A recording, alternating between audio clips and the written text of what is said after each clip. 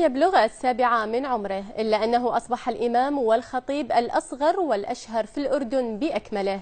إنه الطفل عيسى الشريف الذي كسب ثقة المصلين وإعجابهم بفصاحته وبلاغته وطلاقة لسانه وحفظه للقرآن الكريم والحديث.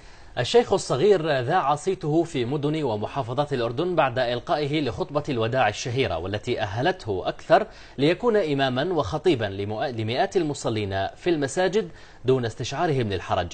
تفاصيل هذه القصة مع مراسلنا من عمان زيد الخليفات.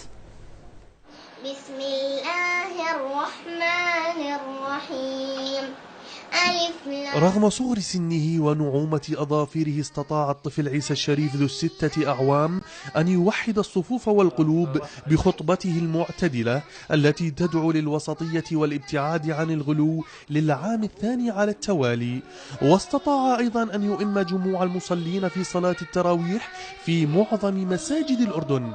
إن الأمن والسلام هو نعمة من الله تعالى، فقد قال رسول الله صلى الله عليه وسلم: من أصبح منكم آمنا في سربه معافى في جسده عنده قوت يومه فكأنما حيزت له الدنيا. اسمي عيسى محمود الشريف، أصغر خطيب في الأردن.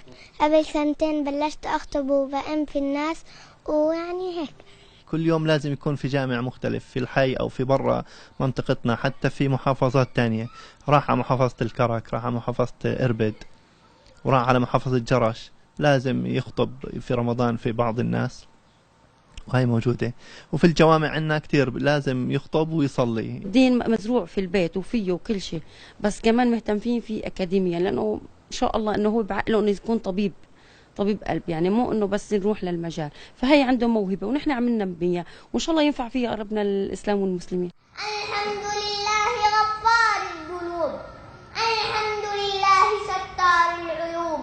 فيديو لم يدهش فيه الشريف جموع المصلين بصوته الجميل الشجي فحسب، بل جعل له جمهورا ينتظره ويرتقبه حتى يسمع ما يرشده من حكم ومواعظ تسهم في بناء المجتمع الإسلامي والعربي وتجعله بعيدا عن الأفكار المغلوطة عن الدين القويم.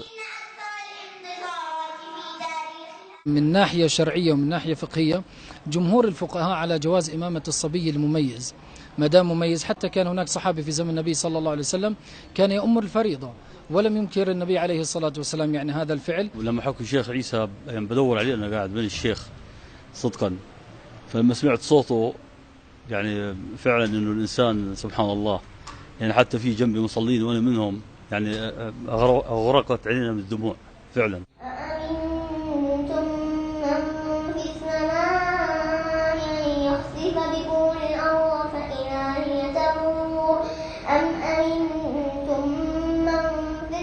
كان شعور رائع. هو في الحقيقة يعني بأم بطريقة جيدة، وكان يتباكى في الدعاء، فحتى الشيوخ كبار ما بيستطيعوا أنهم يتباكوا في الدعاء، بدعوا بقرأوا عادي. ويعتبر الطفل عيسى الشريف أصغر خطيب في الأردن وأصغر إمام يؤم المصلين، وله خطبا عديدة أبرزها حجة الوداع التي خطبها الرسول عليه السلام، والتي كانت زاخرة بقيم التسامح وتبين حدود الله والحث على كل ما هو في صالح الإسلام والمسلمين.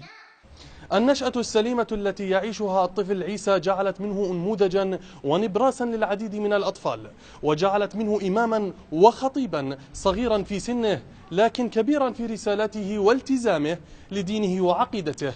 زيد الخليفات، تلفزيون البحرين، عمان.